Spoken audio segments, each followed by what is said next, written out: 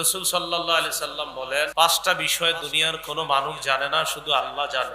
এক নাম্বার, ইন্নাল্লাহা ইনদাহু ইলমুস সাআ, কিয়ামত কখন হবে এটা আল্লাহ জানে। ওয়া ইউনাজ্জিলুল গায়স, দুই নাম্বার, বৃষ্টি কখন কি পরিমাণ হবে এটা আল্লাহ জানে। তিন নাম্বার, ওয়া ইয়ালামু মা ফিল আরহাম, মায়ের পেটের সন্তান ছেলে হবে না মেয়ে হবে এটা আল্লাহ জানে। চার নাম্বার, ওয়া মা তাদরি নাফসুম মাযা তাকসিবু গাদা, আগামীকাল আমি আপনি কি উপার্জন করব, কি কামাই করব এটা আল্লাহ জানেন। ওয়া মা তাদরি নাফসুম বিআইয়ি আরদিন তামুত, কোন জমিনে আমি আপনি মারা যাব এটা আল্লাহ জানে। তাহলে পাঁচ জিনিসের খবর পৃথিবীর কোন মানুষ, এমনকি রাসূল আকরাম সাল্লাল্লাহু আলাইহি সাল্লামও জানে না, নবীজিও মানুষ সেই হিসাবে রাসূলও জানে না, কেউ জানে না পাঁচ জিনিসের খবর, জানে একমাত্র আল্লাহ।